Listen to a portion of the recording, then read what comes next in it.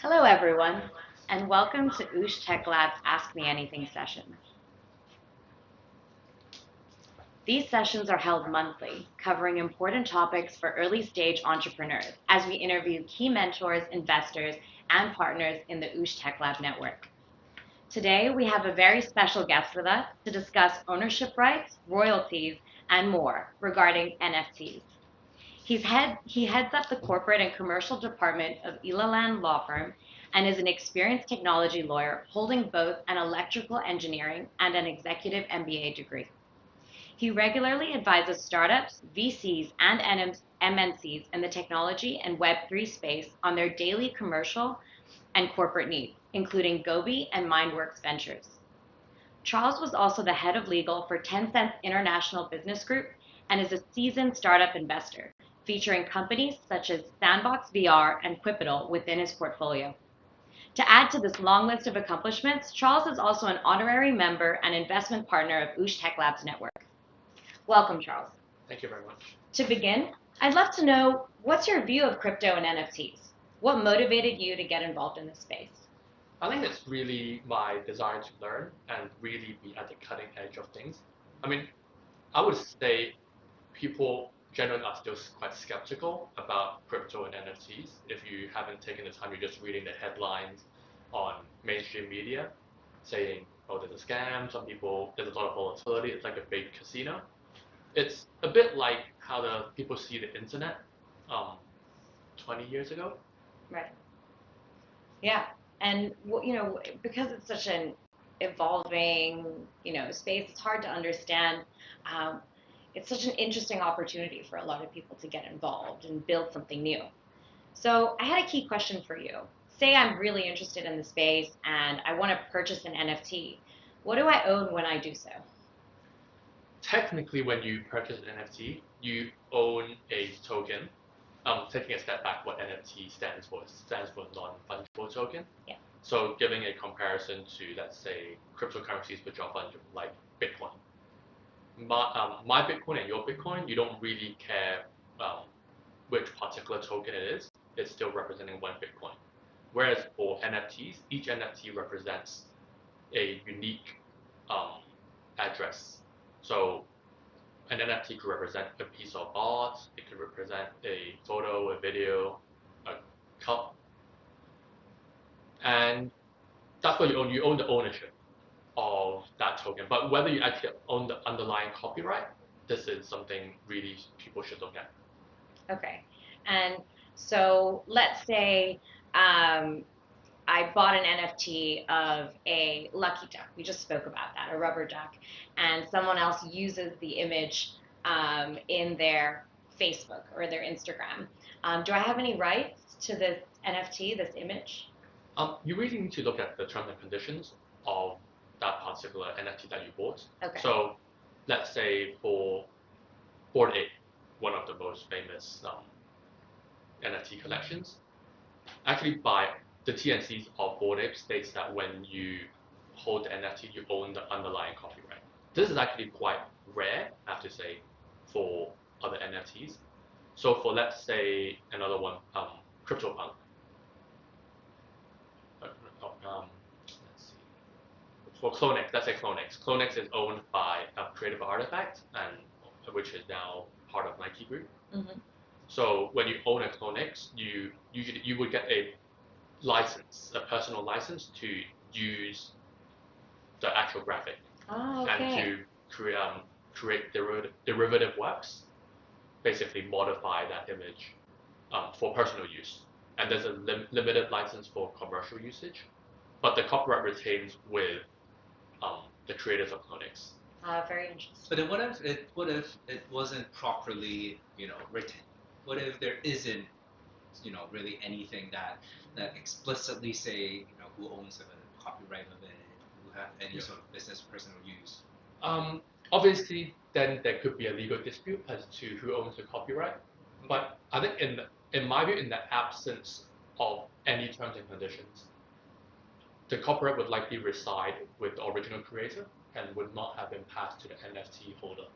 Okay, so one thing for everyone to keep in mind is that if it is not properly written, then you might not be owning the actual rights of it. That's right? Okay, so that's something that I guess everyone would be is actually super interested in. So just want to make sure everyone has a clear understanding on that. Make sure you buy ones that are legit, right? Ones that are, actually, properly minted with all these TNC properly written. Okay, so that's, I think, something that everyone should pay attention to. Yeah, I definitely agree. So just on that note, is the Hong Kong law able to protect my rights? Let's say some of these terms and conditions are written. Is it legally protected, or are there certain jurisdictions where it's still a bit gray? The intellectual property law is quite clear. Um, in the US, Hong Kong, it's often the enforceability that's an issue.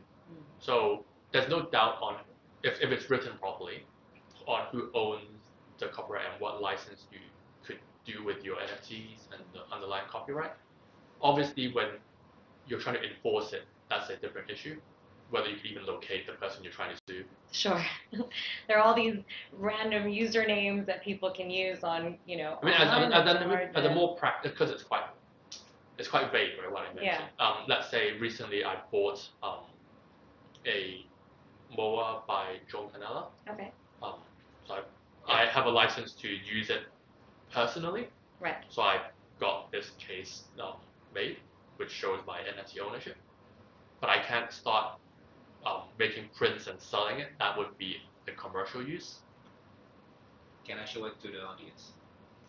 This in particular, I love him. But I didn't buy any. But I love him. I guess it's quite interesting. As an owner, we also need to think about the copyrights that we're infringing and the rights that we have to utilize the NFT as well.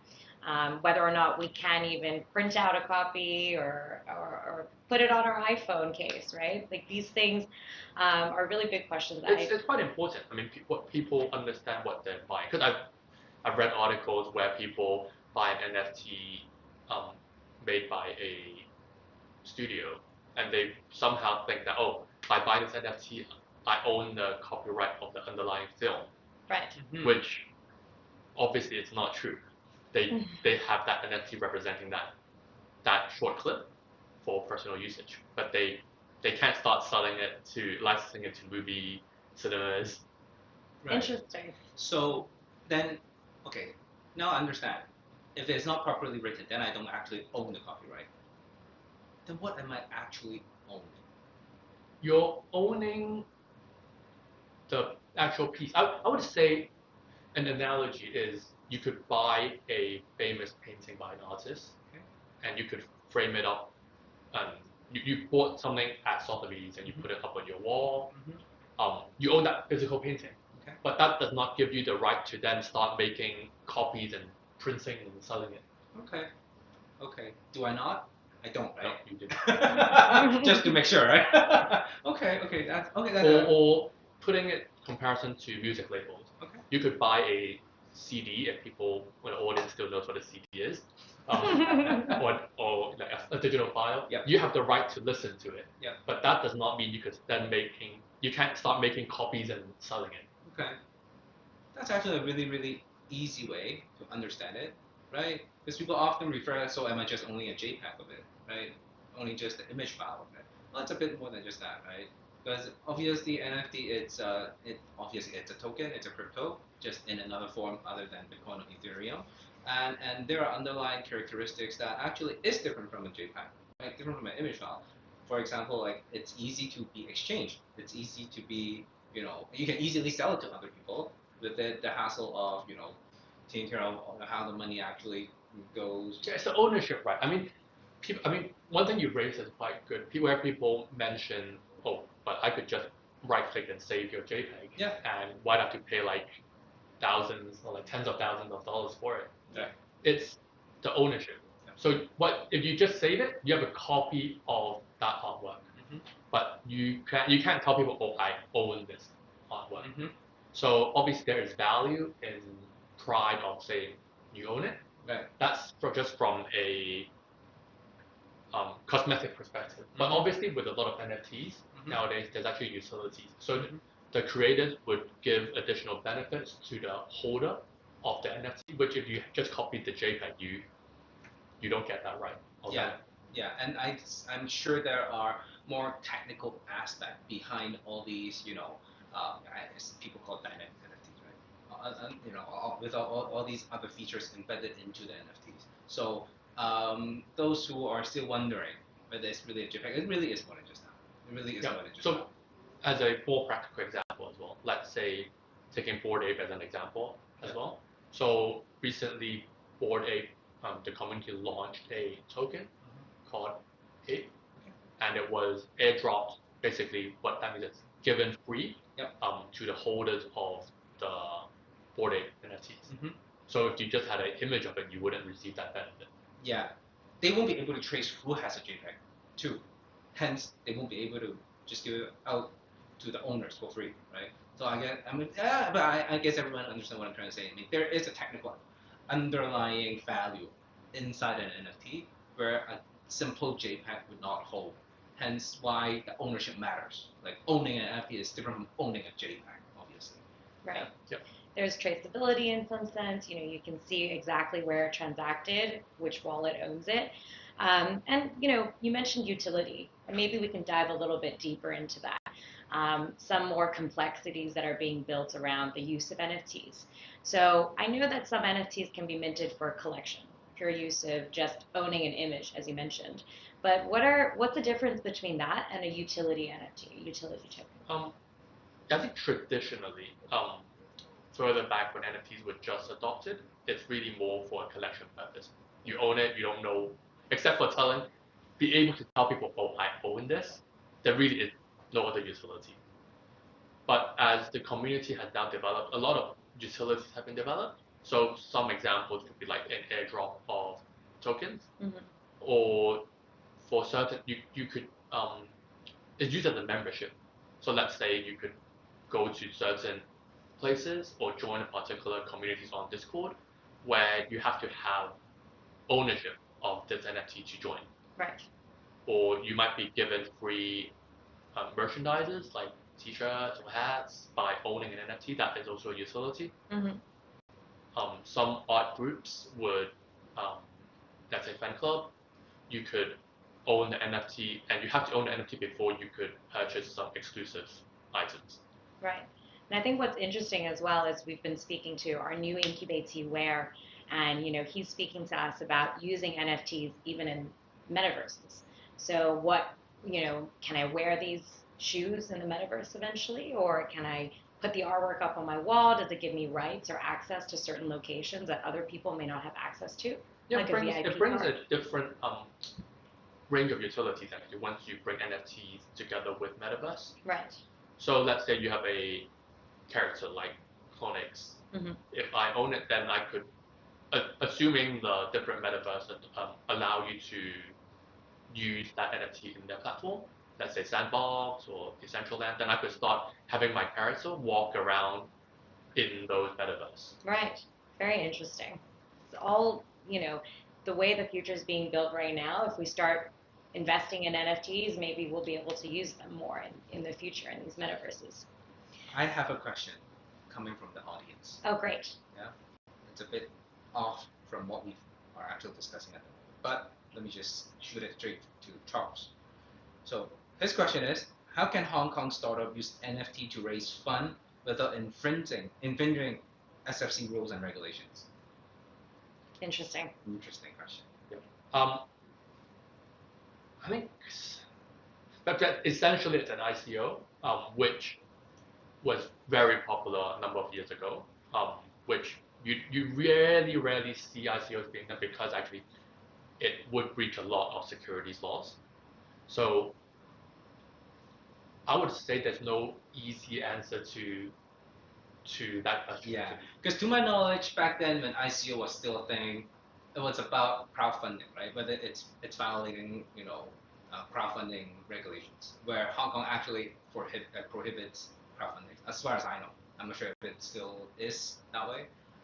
So, just to pick up from what Charles has just said, if it's somewhat similar to ICO, then perhaps there really isn't a way to go around it, going around the regulations. But of course, I'm not the legal person right here, so I'm guessing if you're really looking for 100% legit answer, speak with Charles privately. Yeah, on that note, actually, there's a form you can fill out if you're interested in entering to win a 30-minute free chat with Charles himself.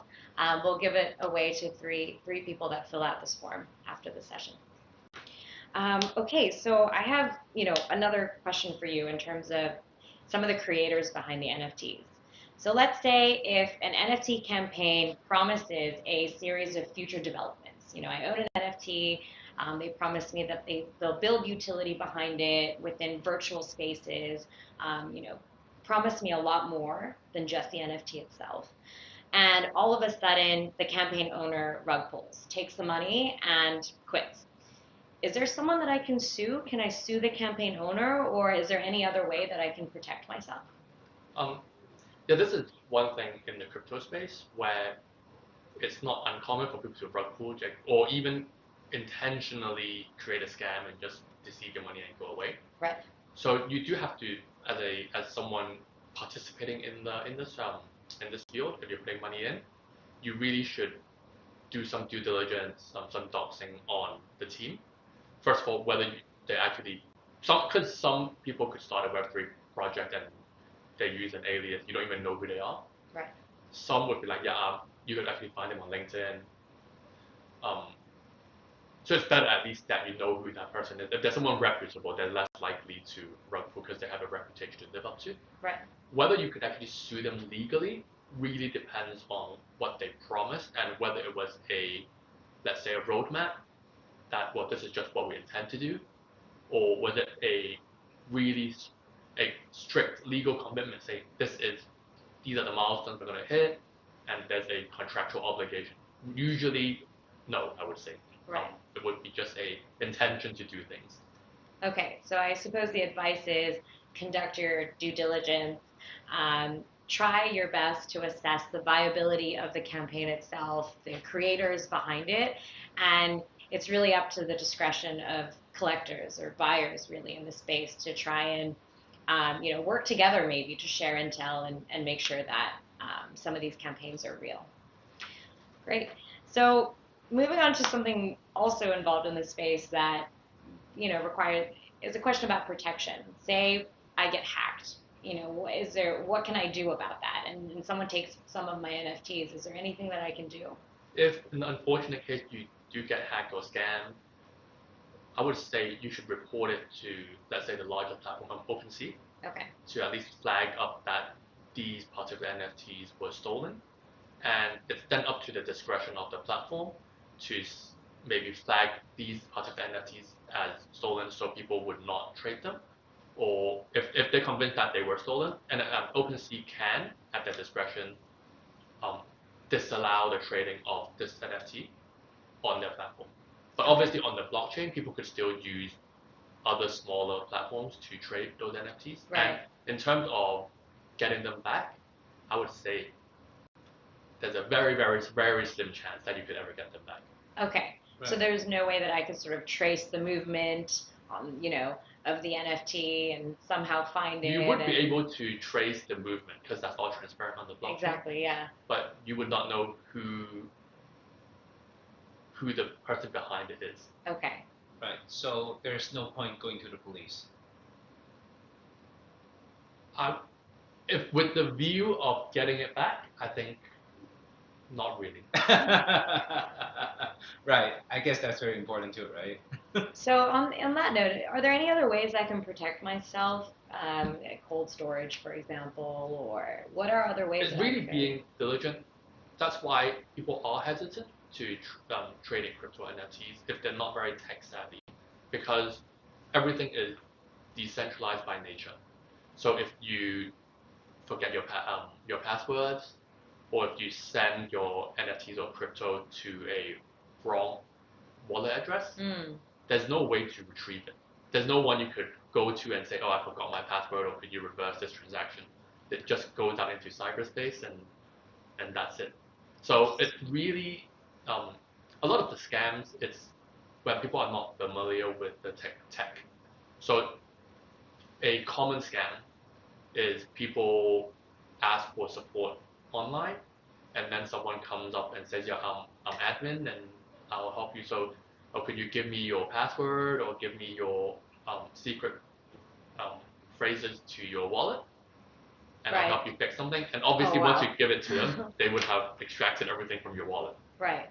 Yeah, so just, I suppose, in that essence, proper due diligence around, don't give your passwords away, be sure to hold it close, that sort of stuff. And ensure your device is secure, potentially use a separate computer that only you use it only for crypto transactions and you don't do anything else with it.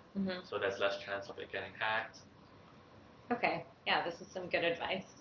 So let's say I own an NFT and I want to hand it over to someone else. So what are royalties? And is it possible for me to evade them by maybe just transferring my whole wallet instead of just the NFT itself? See, there's two types of fees. When you, let's say, sell a NFT on OpenSea, OpenSea would take 2.5% of the transaction amount as its fees before the seller receives it. And depending on each particular project, there would also be a royalty amount, typically ranging from 3 to 8%, that goes to the creators of the project. And if you do, let's say, know someone, because people do try to avoid paying that fee, and that's where often people get scammed.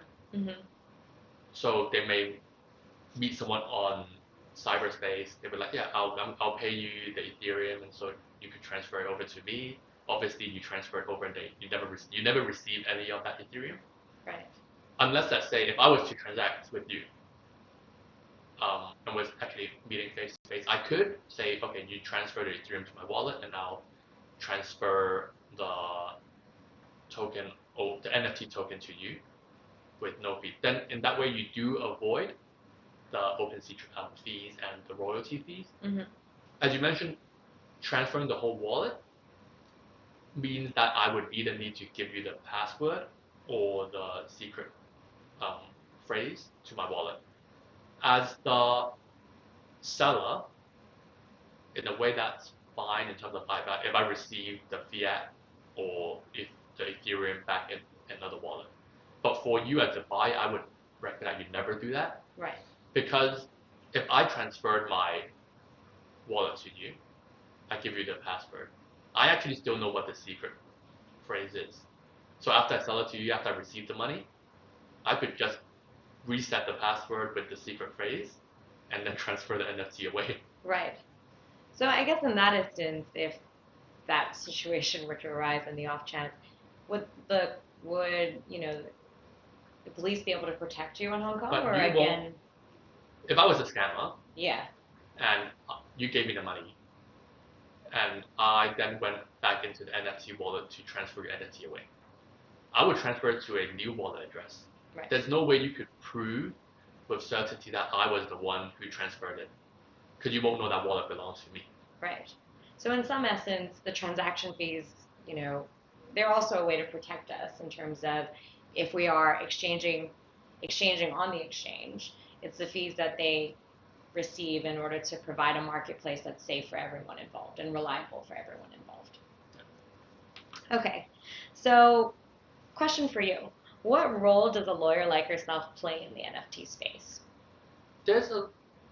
For me personally, being situated in Hong Kong, I deal mostly with startups which want to launch the NFT space, or quite often actually a lot of multinationals who want to consider using NFTs in their marketing. Often it's even explaining to them what NFTs are before we even go into the legalities. Then it's spotting the issues of a lot of it goes around certain intellectual property rights. Because let's say if you're creating a NFT, you do need to make sure that you actually have the right to use whatever you're using in the NFT. Otherwise, you would get sued by the copyright owners. So take an example in Europe. There was an artist who created a collection of NFTs based on the Birkin bag by Hermes. And obviously he did not have authorization from Hermes to do it. So Hermes commenced a legal action against the creator for copyright infringement. Oh, interesting. That was actually a question we had discussed asking you during the session. Is it possible, for example, to just mint any sort of NFT, such as maybe something that's everyone uses, like the Happy Birthday song, or as you mentioned, because the Birkin bag, is still being exchanged now. There's a lot of legal protection around the creation of the Birkin bag. What about if I mint an NFT of the Happy Birthday song? Would someone be able to sue me? Is that possible? Meaning something that no one really owns a copyright of. The Happy Birthday song IP still has copyright. Oh, really? Okay, then some other song that doesn't have a copyright then. Yeah, assuming there's no one who, assuming the copyright has expired. Yep. And it's in the public domain. Yep. You could mint it, and there would be no one to sue you because no one has the rights to. Right. So if you're interested in buying an NFT that really has no, basically the copyright is in the public domain, then you have to assess on your own, right? Or whether something that no longer has any IP protection or something that the copyright already expired really has such value underlying. Yeah, but I would say depends why you are purchasing an NFT. Okay. People, as you said, some people buy it really for collection. They like the art. They just want to own it. A lot of people buy it for speculation. But even if you're speculating, you do have to think why would other people pay more for it? That's why then there's only room for speculation, right? Yeah. That there is someone else who is willing to pay more in the future. Mm-hmm, mm-hmm. So it's often what the project would actually do in terms of the road. The roadmap, hence, is very important. So say for example, I go to a museum and I like an artwork there, and I'm future thinking about my involvement in a metaverse, and I want to take a photo of this painting and mint an NFT for myself so that perhaps I can use it later. Is that possible for me to do? Is that legally allowed? Someone might still own the copyright to the painting. So it's a really vague question, but you could obviously take a photograph for your personal usage. Right. It's the legal issue is not. It's taking a step back, not even in the NFT space. It's saying, could you take a photograph in the museum and then start making prints for commercial usage? What if I don't sell it? What if I just keep it for myself for future use in digital spaces? But in the digital space for personal use? Yeah. It would depend. See, a lot of the art, I would say, because the creator has passed away for a long time. Right. There's no copyright ownership, and often how museums deal with that is because you have an entrance into the museum, and there would be certain terms and conditions that you're agreeing to when you go in, including whether you're allowed to take photographs. Otherwise, if you're not allowed to take photographs for it, then you're actually in breach of the terms and conditions, and the museum could sue you. Okay. Obviously, if you're just keeping it on your computer and nobody knows about it, it's unlikely anyone would sue you. Okay. So I guess the fundamental is very clear now, I think. So first of all, I think it's whether that piece of whatever you call it, image, video, whatever, really has, IP owner, right? That owns that piece of thing. First of all, that's something super important. So that if someone is still owning it, basically you really can't mint it, right? For commercial use, at least. Technologically, you could. Yeah, but legally speaking, legally you'll be sued, it's possible that you get sued. And the second important part, I think it really lies with, whether it's really for commercial use, right? Whether it's you are really, because I was thinking, I have a daughter. What if I just want to mint one of her baby images or video or whatever, and then I just want to keep it in the digital space, so someday somehow I give it to her as a birthday present. Right? And that's not you could for commercial use. Obviously, and you own the copyright. I own the copyright. Yeah, that's right. And so, but yeah, I guess if it really isn't for commercial use, you're not trying to trade it for money or whatever, then it's safe in legal aspect, right?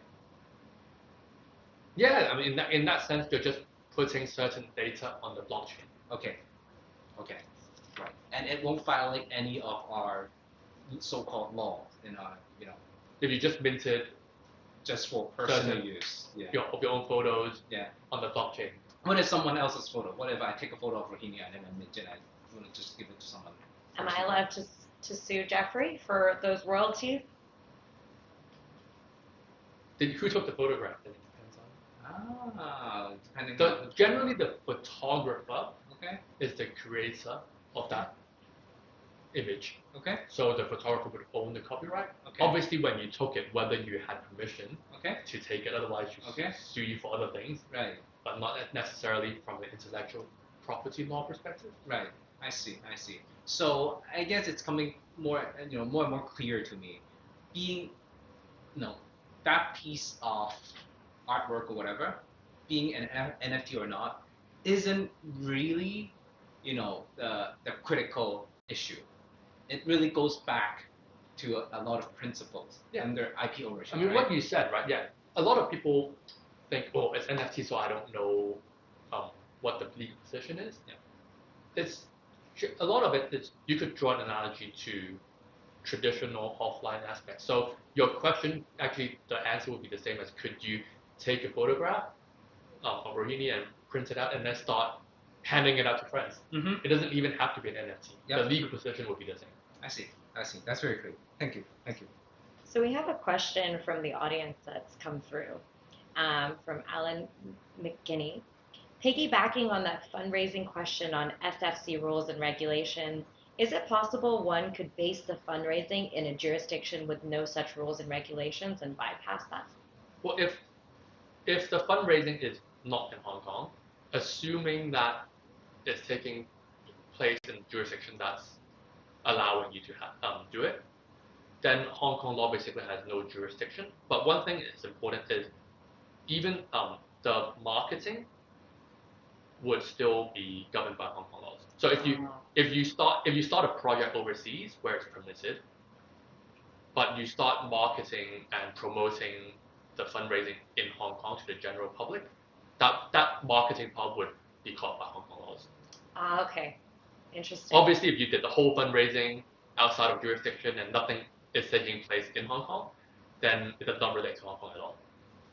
Okay. That's very clear. Yeah, anything that happens here then is governed by Hong Kong. I think one without going too deep into the legislation, it's to bear in mind that the regulator's role is really to protect the general public. So they don't want anyone being scammed or defrauded. So if you're targeting Hong Kong residents, then they would likely come in and say, hey, you have to comply with Hong Kong laws. Okay, understood. That's helpful. Thank you very much. Okay, I think those are most of our questions that we had prepared in advance. Well, I have a question for Charles. Maybe I'm not really, I'm not really in a close proximity with, how the law is developing in Hong Kong. Is there anything that, our legislative council or whatever, is there anything that they're working on regarding to regulate the crypto market in Hong Kong? Yep. There's been a consultation bill, so it's likely going to be passed to LegCo in May or June, and likely would be passed. Okay. So it's mainly on introducing legislations on anti-money laundering, and on exchanges, service providers for virtual assets, digital assets. Okay. So exchanges, OTCs that you see in Hong Kong would then have to comply with these laws and regulations. I think one important thing to point out is, even with the introduction of the legislation, in a private individual is permitted to trade in cryptocurrencies, but there would be restrictions on the service providers in Hong Kong who they could provide service to. Okay. So one aspect is for a licensed exchange of virtual goods, virtual assets in Hong Kong, they could only provide services to professional investors, which means you have to have over $1 million of liquid assets, excluding real estate properties, and specifically excluding cryptocurrencies. Right. So you can't say I have like 2 million in cryptocurrencies. That's excluded from qualifying you on whether you are a professional investor. All right. So a couple implications, I guess. So first of all, a lot of exchanges, OTCs, they will need to get a license very soon. Yes. Second, the KYC is going to be very difficult and very hectic. A lot of these service providers already anticipate the need to do KYC. So right now, even I think most of them would already be doing KYCs. Right.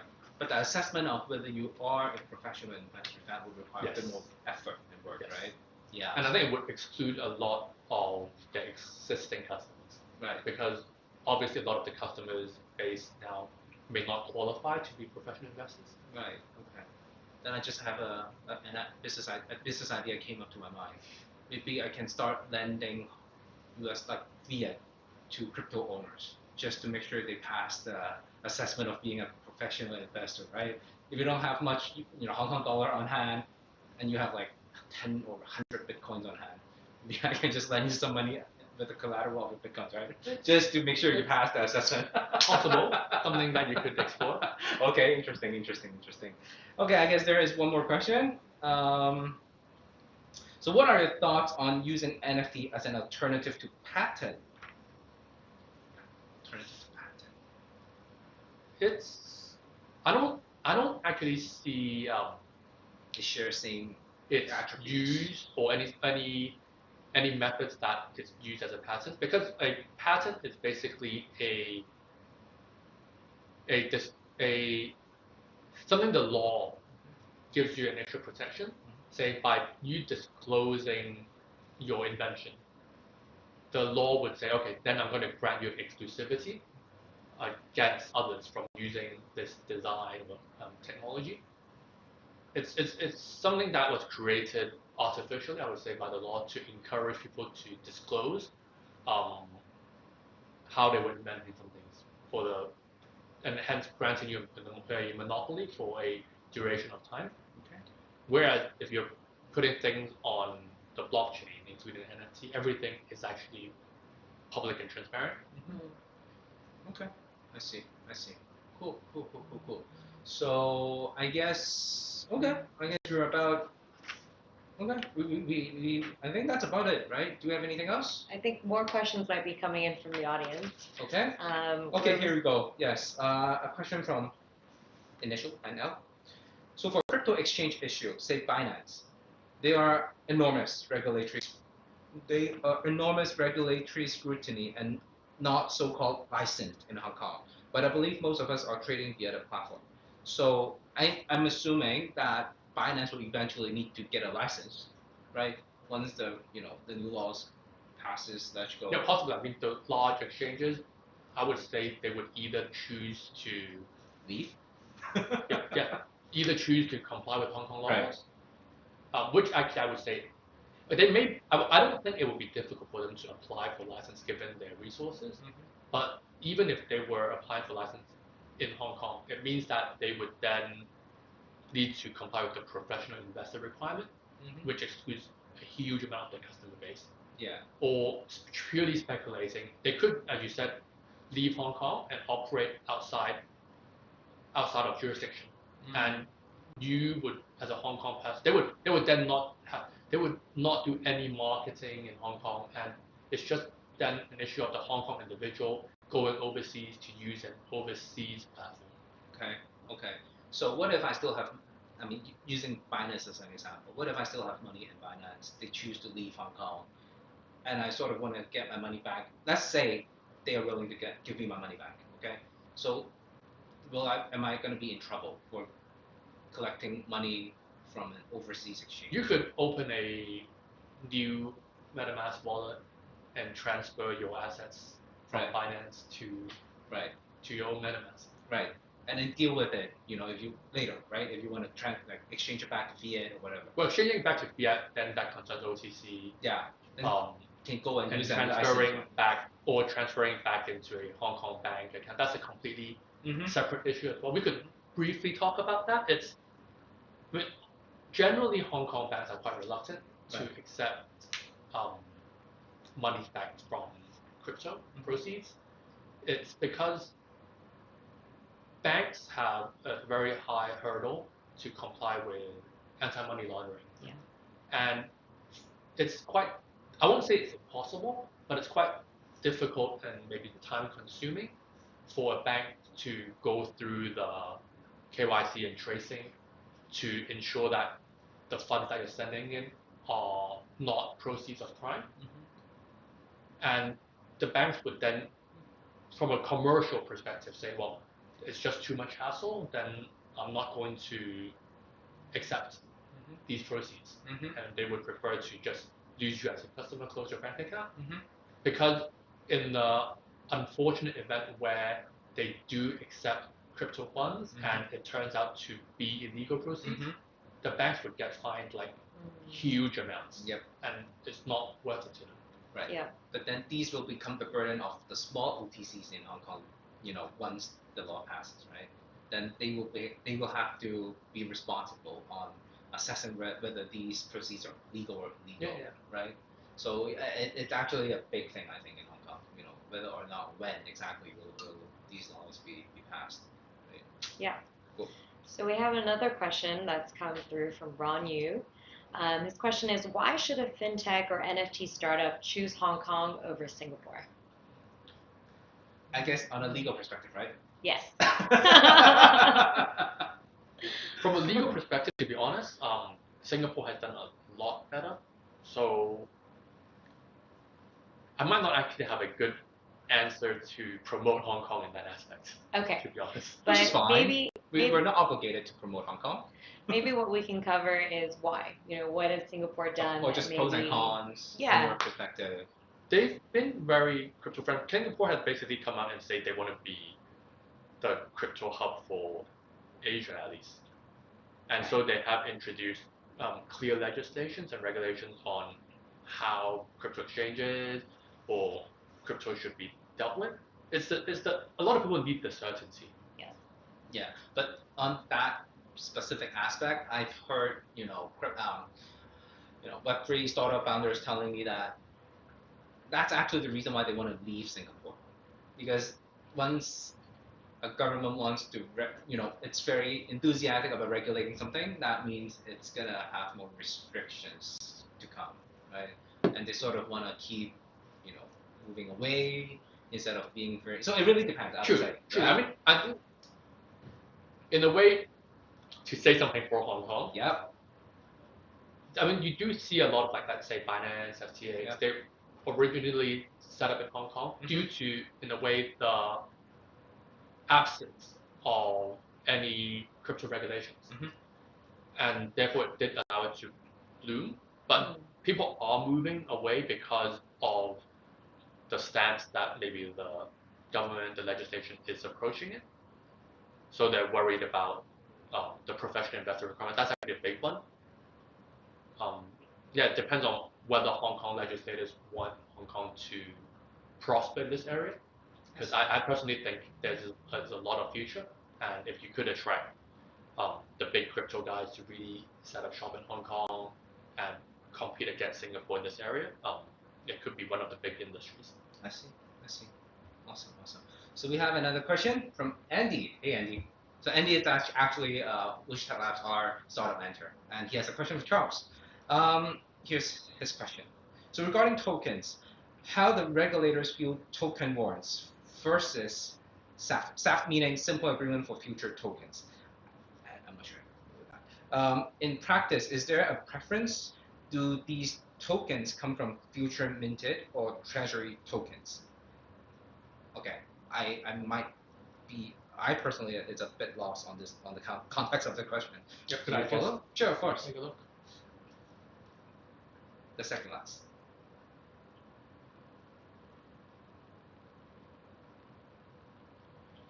I think on the regulatory perspective, I don't, because it really needs to look at your model before I could give a more definite answer.